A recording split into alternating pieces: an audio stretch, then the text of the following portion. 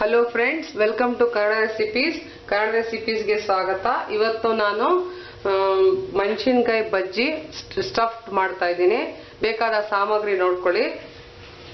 1/4 kg ಮೆಣಸಿನಕಾಯಿ, ಇದು 4 ರಿಂದ 5 ಆಲೂಗಡ್ಡೆ ಮ್ಯಾಶ್ ಮಾಡ್ಕೊಂಡಿದ್ದೀನಿ. ಇದು 250 ಗ್ರಾಮ್ ಕಡಲೆಬೇಳೆ ಹಿಟ್ಟು, ಅರಿಶಿನ, ಜೀರಿಗೆ ಪೌಡರು, ಇದು ಆಮ್ಚೂರ್ ಪೌಡರ್, ಗರಂ ಮಸಾಲ ಪೌಡರ್, ಅಚ್ಚ ಖಾರ ಪುಡಿ, ಉಪ್ಪು, ಎಣ್ಣೆ. ಇದು ಒಂದು ಬೌಲ್ ತಗೊಳ್ಳಿ. ಈ ಬೌಲನ್ನು ನಮ್ಮ ಆಲೂಗಡ್ಡೆ ಬೇಯಿಸ್ಕೊಂಡಿದ್ದೀನಲ್ಲ ಅದನ್ನ ಹಾಕ್ಕೊಳ್ಳಿ. ಇದರಲ್ಲಿ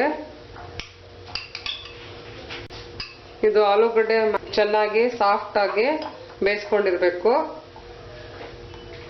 ಇದಕ್ಕೆ ನಾವು ನಮ್ಮ ಮಸಾಲೆ ಹಾಕ್ಕೊಳ್ಳೋಣ.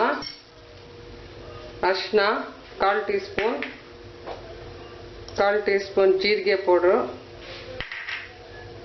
ಉಪ್ಪು 1/4 ಟೀ ಸ್ಪೂನ್, ಅಚ್ಚ ಖಾರ ಪುಡಿ 1 ಟೀ ಸ್ಪೂನ್, ಇದು ಆಮ್ಚೂರ್ ಪೌಡರ್ 1/4 ಟೀ ಸ್ಪೂನ್, ಇದು garam masala powder 1/4 tea spoon. ಈ ಮಸಾಲೆನ ಇದು ಆಲೂಗಡ್ಡೆ ಅಲ್ಲಿ ಚೆನ್ನಾಗಿ ಮಿಕ್ಸ್ ಮಾಡ್ಕೊಳ್ಳಿ. ಇದು ಚೆನ್ನಾಗಿ ಮಿಕ್ಸ್ ಮಾಡಿಕೊಂಡು ಇದನ್ನು ಒಂದು ಕಡೆ ಇಟ್ಕೊಳ್ಳೋಣ. ಇವಾಗ ಮೆಣಸಿನ್ಕಾಯಿ ಹೆಂಗ್ ಕಟ್ ಮಾಡೋದು, ಆಮೇಲೆ ಅದಕ್ಕೆ ಹೆಂಗ್ ಸ್ಟಫಿಂಗ್ ಮಾಡೋದು ಅದರಲ್ಲಿ ತೋರಿಸ್ತೀನಿ. ಈ ಥರ ಇದು ಮೆಣಸಿನ್ಕಾಯಿ ಬಜ್ಜಿ ಮಾರ್ಕೆಟಲ್ಲಿ ಸಿಕ್ಕತ್ತೆ. ಇದನ್ನ ಕಟ್ ಕೊಡಿ, ಒಂದು ಫುಲ್ ಕಟ್ ಮಾಡಕ್ ಹೋಗ್ಬೇಡಿ. ಈ ಥರ ಇದ್ರ ಬೀಜ ಇದೆಯಲ್ಲ, ಈ ಬೀಜ ಎಲ್ಲ ತೆಗ್ಬಿಡಿ, ಇಲ್ಲಾಂದ್ರೆ ತುಂಬಾ ಖಾರ ಆಗ್ಬಿಡತ್ತೆ.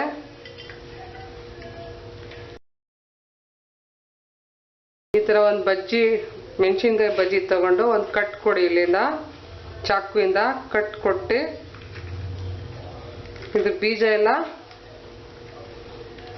ತೆಗ್ದಾಕ್ಬಿಡಿ.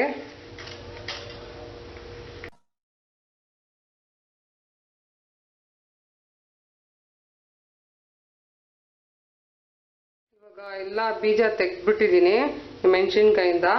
ಇವಾಗ ಇದಕ್ಕೆ ಫಿಲ್ಲಿಂಗ್ ಮಾಡ್ಕೊಳ್ಳೋಣ, ಸ್ಟಫಿಂಗ್ ಮಾಡೋಣ. ಎಲ್ಲ ಆಲೂಗಡ್ಡೆ ಈ ಥರ ಒಳಗೆಲ್ಲ ಸ್ಟಫ್ ಮಾಡ್ಕೊಳ್ಳಿ.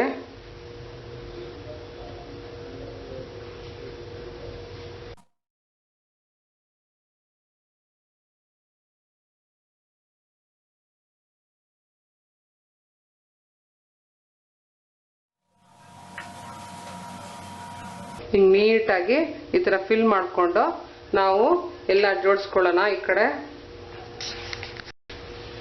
ಈ ಸ್ಟಫಿಂಗ್ ಆಗಿದೆ. ಇವಾಗ ನಾವು ಈ ಬ್ಯಾಟರ್ ತಯಾರು ಮಾಡ್ಕೊಳ್ಳೋಣ. ಮೊದಲು ಇದಕ್ಕೆ 1/2 ಟೀ ಸ್ಪೂನ್ ಉಪ್ಪು, ಗರಂ ಮಸಾಲೆ ಪೌಡರ್,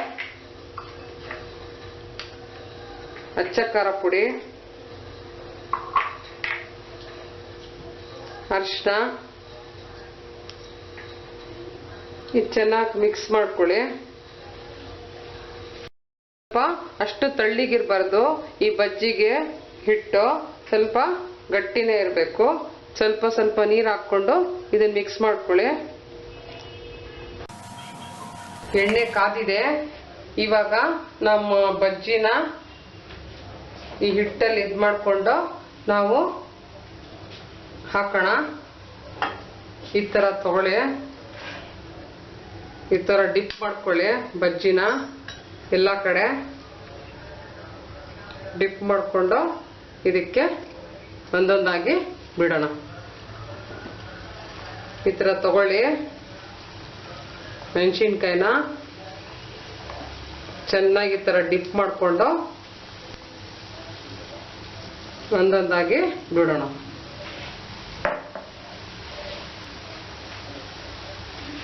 ಇದು ತಕ್ಷಣ ಇದು ಮಾಡಬೇಡಿ, ಸ್ವಲ್ಪ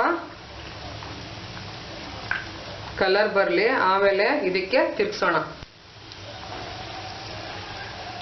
ಇನ್ನು ಸ್ವಲ್ಪ ಬಣ್ಣ ಬಂದ್ಮೇಲೆ ನಾವು ಇದನ್ನ ಟಿಶ್ಯೂ ಪೇಪರ್ ಟವಲ್ ಪ್ಲೇಟಲ್ಲಿ ಹಾಕೊಂಡು ತೆಗಿಯೋಣ. ಇದು ಬಜ್ಜಿ ಆಗಿದೆ. ಇವಾಗ ಪ್ಲೇಟಿಗೆ ತಗೊಳ್ಳೋಣ.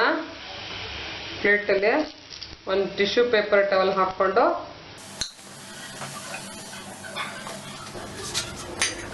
ಇದು ನಮ್ಮ ಸ್ಟಫ್ಡ್ ಮೆಣಸಿನ್ಕಾಯಿ ಬಜ್ಜಿ ನೋಡ್ಬೋದು. ಸ್ಟಫಿಂಗ್ ಇದರಲ್ಲಿ ನೀವು ಮನೆಯಲ್ಲಿ ಟ್ರೈ ಮಾಡಿ. ಸ್ನ್ಯಾಕ್ಸ್ ಥರ ನಮ್ಮ ಮೆಣಸಿನ್ಕಾಯಿ ಬಜ್ಜಿ, ಸ್ಟಫ್ಡ್ ಮೆಣಸಿನ್ಕಾಯಿ ಬಜ್ಜಿ ರೆಡಿಯಾಗಿದೆ. ವೀಕ್ಷಿಸಿ ಕನ್ನಡ ರೆಸಿಪೀಸ್. ಧನ್ಯವಾದಗಳು ಫ್ರೆಂಡ್ಸ್.